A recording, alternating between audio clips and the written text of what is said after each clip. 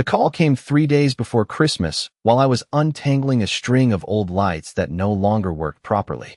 Half the bulbs were burned out, just like every year, but I still tried to fix them because Harold used to love decorating the porch. Even after he passed away 6 winters ago, I kept the tradition alive. The little house felt quieter every Christmas, but the lights somehow made the silence easier to bear. My phone buzzed on the kitchen counter. Daniel flashed across the screen. I smiled immediately. My son rarely called unless he needed something, but a mother learns to treasure every call anyway. "Hi, sweetheart," I answered warmly. There was a pause before he spoke. "Hey, Mom." Something in his voice felt rushed, distracted. In the background, I could hear music playing softly and what sounded like people laughing. Glasses clinked somewhere far behind him. "You busy?" I asked. Kind of." I waited, expecting him to tell me what time I should come over on Christmas Eve like always. Last year, Rebecca had insisted on hosting everyone in their new house. The same house Daniel proudly claimed they had worked so hard to afford. I swallowed that thought quietly.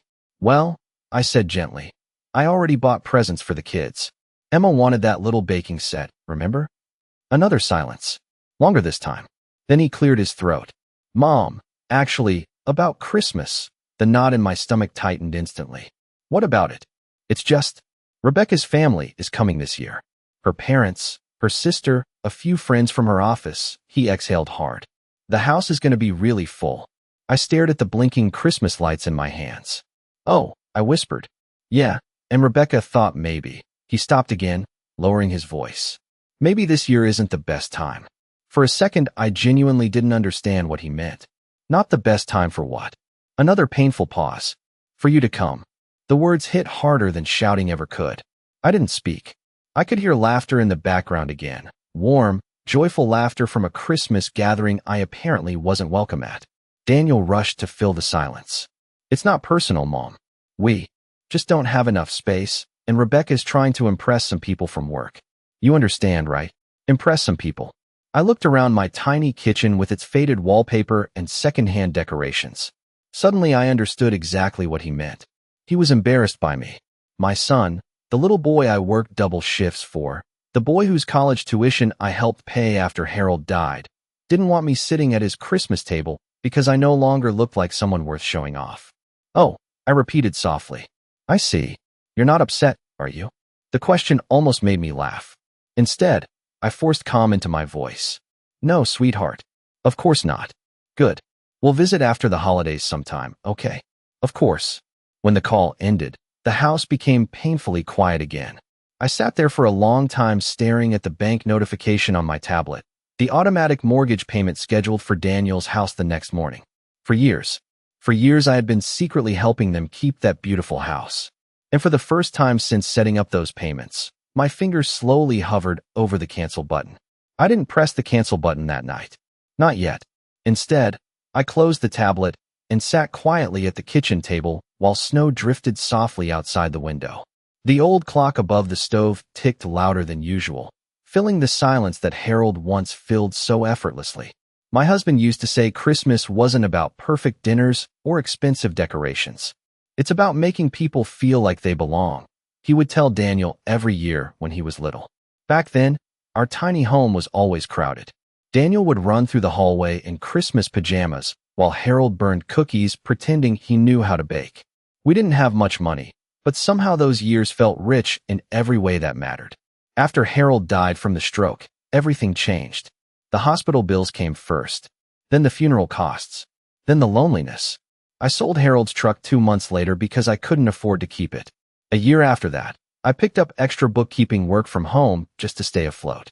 Retirement became something I postponed, quietly without telling anyone, especially Daniel.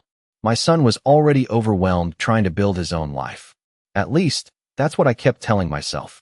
When Daniel married Rebecca, I truly tried to welcome her. She was beautiful, polished, confident, the kind of woman who looked like she belonged in magazine advertisements. She spoke about investment portfolios at dinner and corrected my pronunciation sometimes with a tight smile that never quite reached her eyes. Still, I made excuses for her. "She's just different," I told Harold's photograph once while dusting the living room. Then came the house.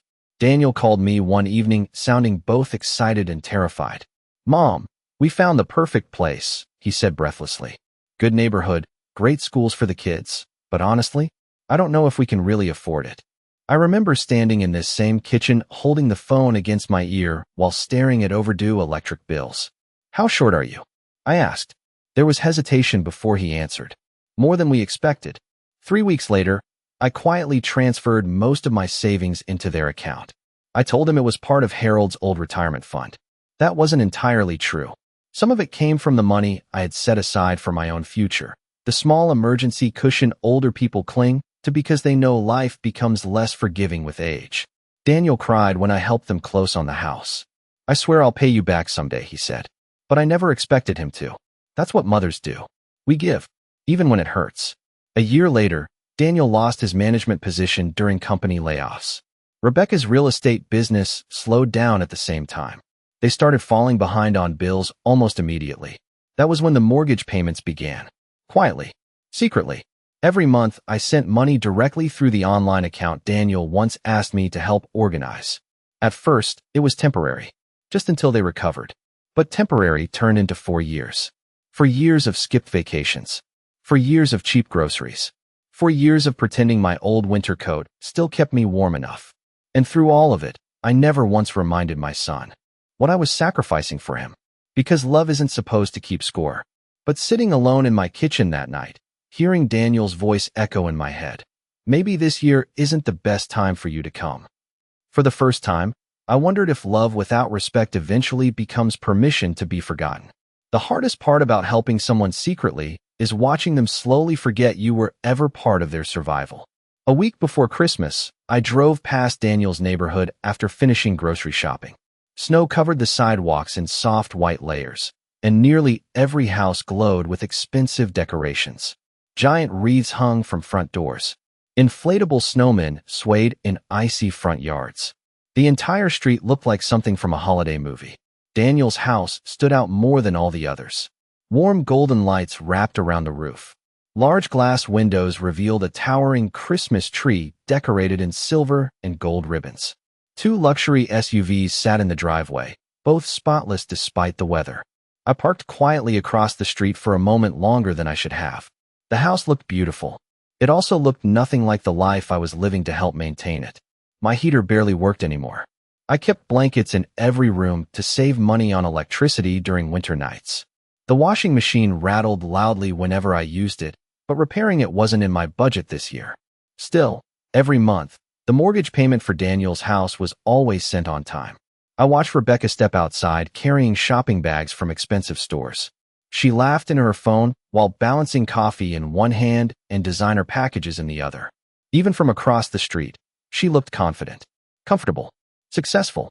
I remembered the first time she visited my home after marrying Daniel. Her eyes drifted over my old furniture with polite discomfort. This place has character, she'd said carefully. Daniel laughed awkwardly while I pretended not to notice the embarrassment in his face. After that, they invited me less often. At first there were excuses, busy schedules, work dinners. The kids had activities. Then slowly, the distance became normal. But every time financial trouble appeared, Daniel still called. Mom, could you maybe help us just this once? And every single time, I did. Because mothers are dangerous that way. We remember our children as boys long after they become men capable of hurting us. I pulled my coat tighter and watched through the glowing windows of their house. Rebecca had invited guests over already. People moved around carrying wine glasses while Christmas music played faintly through the closed door. Then I saw Daniel. My son stood near the tree, smiling proudly while talking to another couple. He looked confident in his expensive sweater, completely at home in the life they had built, or thought they had built. That was the strange part. Rebecca genuinely believed their success came entirely from hard work and smart decisions. She often posted motivational quotes online about self-made couples and building wealth through discipline. Once, during Thanksgiving dinner 2 years earlier, she even raised a glass and announced proudly, "We've accomplished everything on our own." Daniel looked down at his plate when she said it. Just for a second, that tiny moment told me he remembered the truth. But he didn't correct her. He never corrected her. Over time, silence became easier for him than honesty. I think that hurt more than the money ever did. As I sat there watching strangers celebrate inside the house I had quietly protected for years, my phone buzzed beside me. A payment confirmation reminder from the bank. Mortgage withdrawal scheduled tomorrow, $2,347. I stared at the screen while snow drifted against the windshield. Then I looked back at Daniel's brightly lit house, at the people inside laughing, at the family dinner I was no longer welcome to attend. And for the first time in 4 years, I asked myself a question I had avoided for far too long. What happens when the person carrying the family finally gets too tired to keep pretending they aren't invisible? Christmas Eve arrived colder than expected. The weather report warned about a winter storm moving through the county, but my little neighborhood remained strangely quiet that morning. Snow rested softly along rooftops while smoke curled from chimneys in the distance. Normally, I love Christmas Eve. Even after Harold passed, I still cooked too much food out of habit. I still wrapped presents carefully. I still played old holiday records while decorating sugar cookies nobody came over to eat. But this year felt different. This year, the silence hurt. I woke early and stood in my kitchen staring at the gifts I had already bought for Daniel's children. Emma's baking set sat beside a dinosaur toy for Noah. I had spent weeks choosing them carefully, clipping coupons, and skipping small luxuries to afford everything. Now the presents looked strangely out of place in my empty house. Around noon, I convinced myself maybe Daniel would change his mind. Maybe he'd call and say, "Mom, forget what I said. Of course you should come." I checked my phone more times than I wanted to admit. Nothing. By late afternoon, snow began falling harder.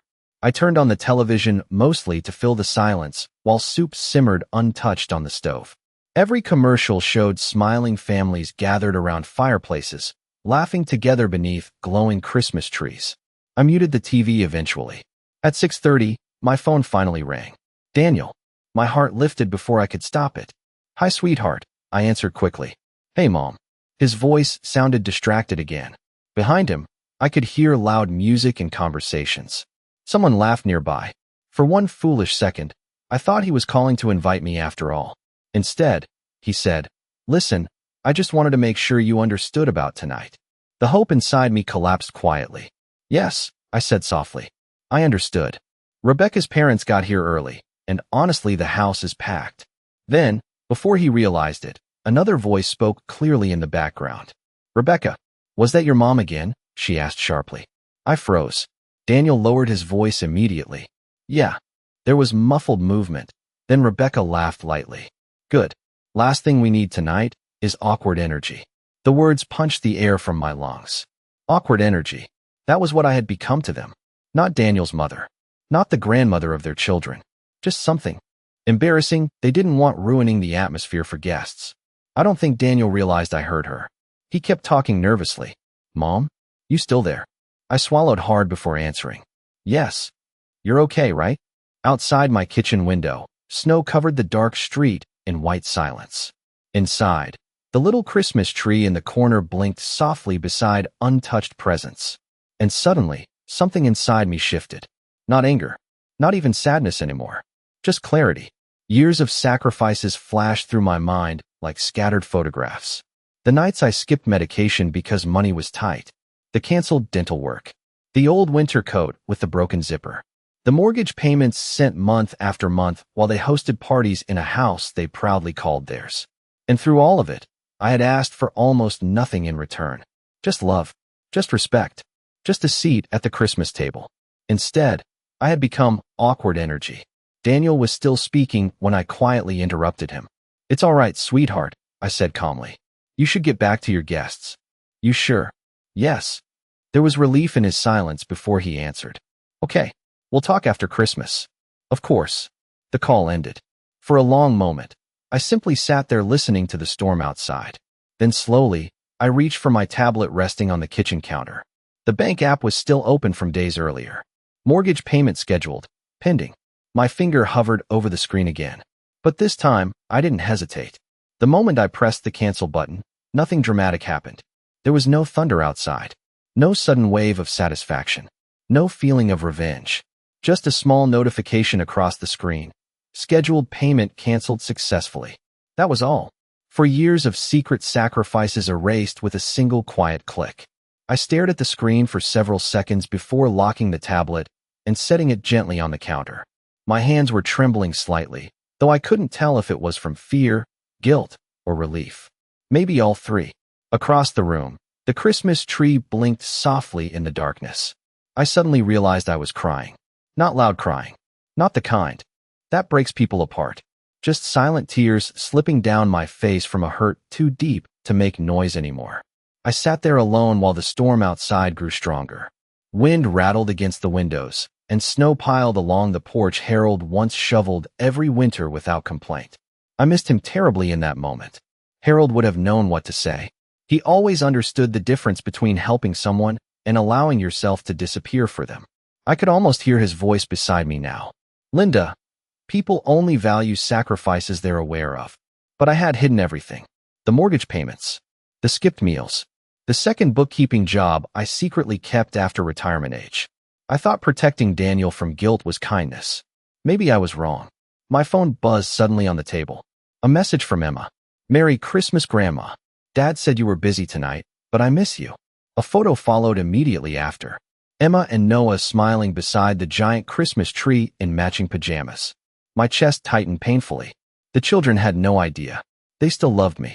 They still expected me to show up eventually with cookies and hugs and little gifts wrapped in snowman paper. Adults create the wounds children later inherit. I wiped my eyes quickly and texted back, Merry Christmas, sweetheart. Grandma loves you very much. Then I turned off my phone. For the first time in years, I allowed myself to think about my own life instead of Daniel's. The savings account I had drained helping them survive. The vacations Harold and I once dreamed about taking after retirement. The doctor appointments I postponed because I couldn't afford extra expenses after paying their mortgage. I had spent so long making sure my son never struggled that I quietly accepted struggle as my permanent condition. And somehow, even after everything, they still saw me as an inconvenience. That realization changed something inside me. Not my love for Daniel. A mother's love doesn't disappear that easily. But love without dignity becomes self-destruction. Near midnight, I walked into the bedroom and opened the old cedar box where Harold kept important papers. Inside were faded photographs, insurance documents, and the small notebook where we once planned our retirement budget together. I ran my fingers across his handwriting. Then I noticed something else. The remaining balance in my own savings account statement. For the first time in years, there would finally be enough money left next month to repair my heater. Enough to replace my broken washing machine. Enough to maybe breathe a little easier. The thought filled me with unexpected shame at first. How sad was it that stopping support for my own son felt like rescuing myself from drowning? Outside, church bells rang faintly in the snowy distance. Christmas Day had officially arrived. Families all across town were opening gifts together while I sat quietly in an old house learning a painful truth far too late in life. Sometimes the people who love you most are the ones you sacrifice without noticing. And sometimes the people you sacrifice for stop noticing you altogether. The phone call came 2 days after Christmas. I was standing in the laundry room feeding quarters into the old dryer at the neighborhood laundromat when my cell phone started vibrating violently inside my purse. Daniel. For a moment, I simply stared at his name across the screen. Then I answered calmly. Good morning, sweetheart. Mom. He snapped immediately, breathless and stressed. Did you touch anything with the mortgage account? I leaned lightly against the washing machine. Straight to the point. No, I said carefully. Why? There was muffled arguing in the background before Daniel lowered his voice. The payment didn't go through. I remained silent. They're saying we missed this month completely. Panic crept into his tone now. The bank charged penalties, Rebecca's freaking out, and apparently we're already behind from last month's escrow adjustment. Behind. The word echoed strangely in my mind. For years, they never noticed how close they constantly were to disaster because I quietly absorbed every emergency before it reached them. Now they were finally seeing the edge themselves. I'm sure you'll figure it out, I said softly. Another silence. Then Daniel laughed nervously, almost confused. What do you mean? I folded a towel slowly across my lap. I mean exactly what I said. His breathing changed. That was the moment he understood. Mom, his voice dropped lower. Wait, you canceled it. Across the laundromat, dryers hummed steadily while Christmas decorations blinked in the windows. Ordinary people moved around folding clothes. unaware that my entire relationship with my son was shifting forever through a phone pressed against my ear. Yes, I answered quietly. Why would you do that? The hurt in his voice almost weakened me. Almost. Then I remembered Rebecca laughing. Last thing we need tonight is awkward energy. I closed my eyes briefly. For 4 years, I said calmly, I helped you keep that house. Daniel immediately interrupted. Mom, I know, and I appreciate. No, I said for the first time with firmness. I don't think you do. He fell silent. I continued carefully because once words are spoken, they cannot be gathered back again. You were embarrassed to have me at Christmas, Daniel. Your wife didn't even want me in the house. That's not what this is about, isn't it? He exhaled sharply. In the background, Rebecca's voice rose louder. What did she say? Ask her if she transferred it yet. Transferred it. Not, is your mother all right? Not, did we hurt her? Just money.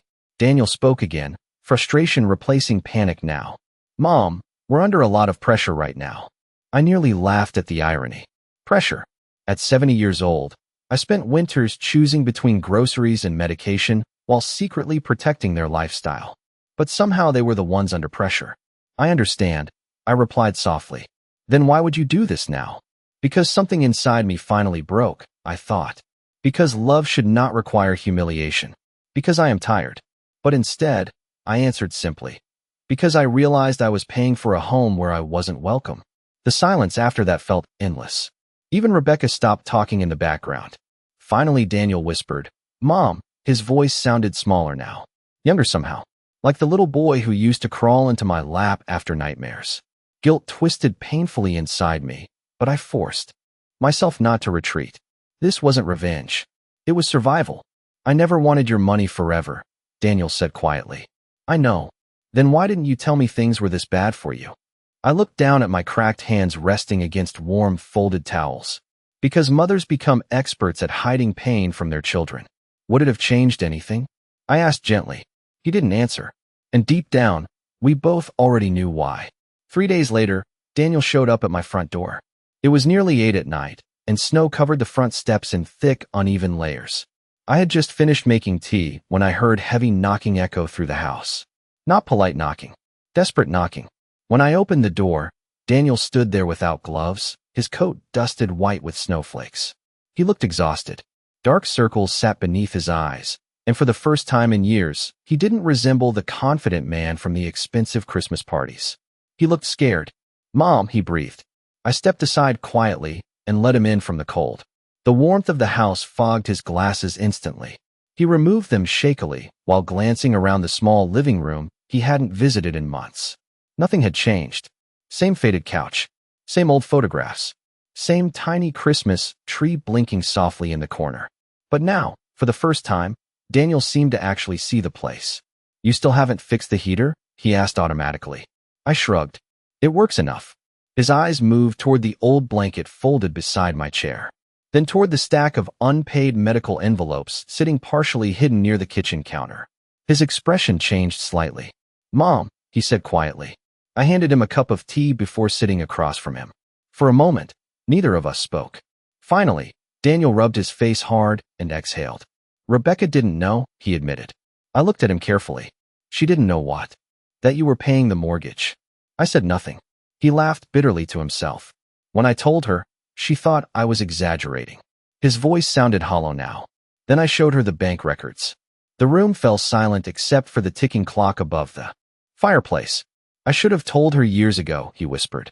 Yes, I answered gently. Daniel stared into his tea like he couldn't bear to meet my eyes. She thought we were struggling because of the market this month, he continued. She had no idea we would have lost the house years ago without you. I remembered the first foreclosure warning notice that arrived after Daniel lost his job. He had sounded terrified, trying to hide panic from me over the phone. Just temporary bad timing, he'd said back then. But temporary problems become permanent when pride prevents honesty. She's angry, Daniel admitted. At me? No, he swallowed hard. At me. That surprised me more than it should have.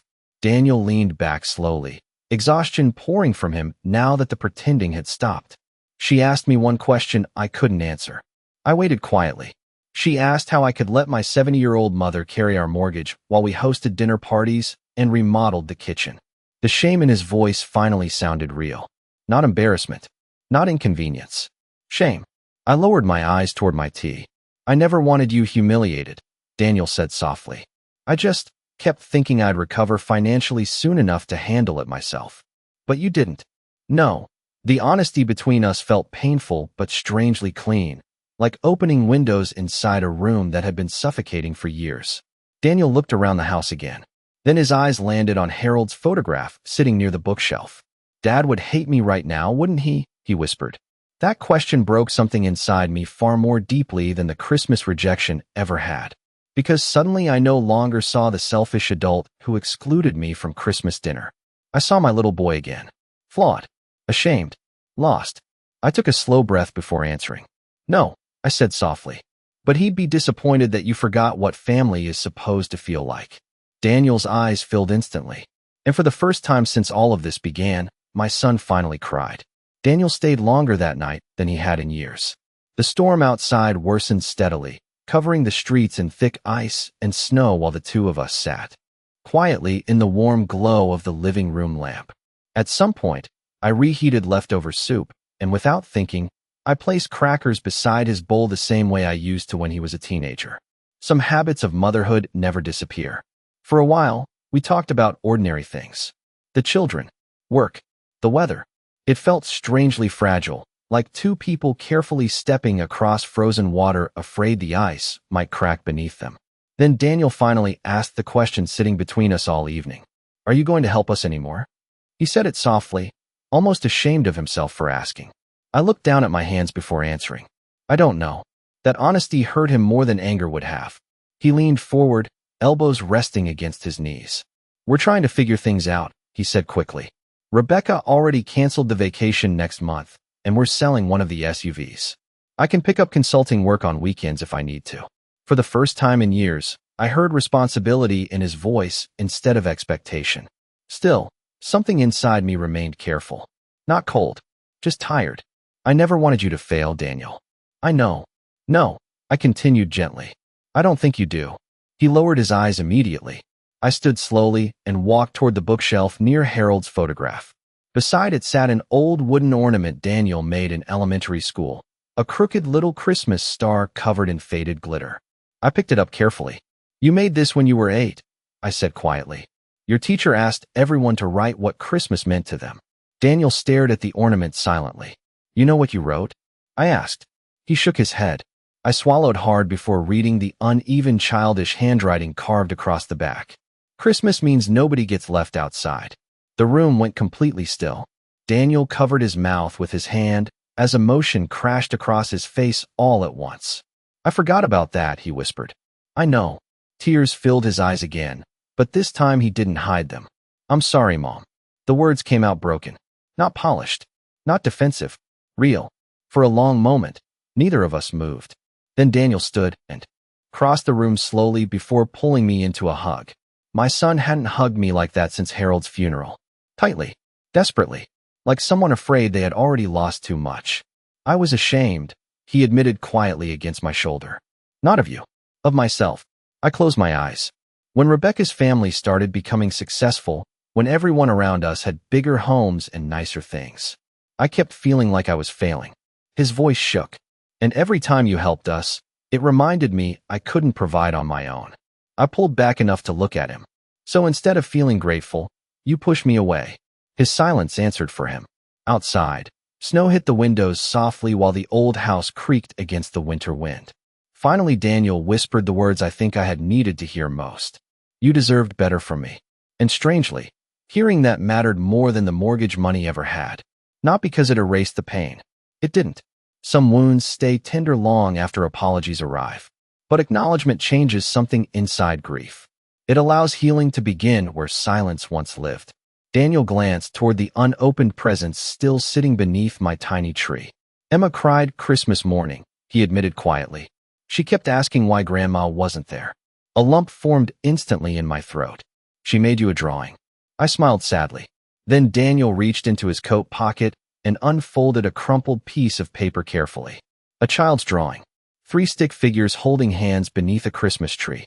At the top, Emma had written in crooked red letters, Grandma belongs with us. And for the first time in days, I finally cried in front of my son. Life did not magically fix itself after that night. That's the truth people rarely talk about. Apologies matter. Love matters. But rebuilding trust takes longer than breaking it. Over the next few weeks, Daniel and Rebecca made difficult changes. They sold the second SUV. The expensive kitchen renovation plans disappeared. Rebecca returned several luxury purchases she had hidden in shopping bags after Christmas. For the first time in years, they started living within reality instead of appearances. And, slowly, something else began changing too. Their pride. Daniel started visiting every Sunday with the children. Sometimes he brought groceries. Sometimes he fixed things around the house without being asked. One afternoon, I walked into the kitchen and found him quietly repairing the loose cabinet Harold never got around to fixing before he died. "I should have done this years ago," he said softly. I didn't answer. Because the truth was, I wasn't ready to pretend everything was healed just because guilt had finally arrived. Pain leaves echoes. Still, I noticed the effort. And effort matters. Rebecca surprised me the most. The first time she came over after Christmas, she stood awkwardly at my front door, holding a small pecan pie from the bakery downtown. "I didn't know," she said immediately before even sitting down. Her eyes looked tired, stripped of the polished confidence she usually carried. "I should have treated you better regardless," she admitted quietly. "But if I had known what you were sacrificing for us," her voice cracked slightly. "I'm ashamed of myself." For a long moment, I simply looked at her. Then I said the only honest thing I could. "You weren't ashamed enough to notice how little I had." That sentence stayed between us heavily. Because sometimes the cruelest form of neglect isn't hatred. It's comfort. Comfort allows people to stop asking questions they don't want difficult answers to. Rebecca cried that afternoon. Real tears. Not dramatic ones. The kind people cry when they finally see themselves clearly. And little by little, our family began learning how to speak honestly again. Not perfectly, but honestly. By February, Daniel refinanced the mortgage into a payment plan they could actually manage alone. Smaller house upgrades stopped. Fancy dinners became homemade meals. The children complained occasionally about fewer luxuries, but strangely, the house itself felt warmer now according to Daniel. "Maybe because we're not pretending anymore," he admitted once. I think he was right.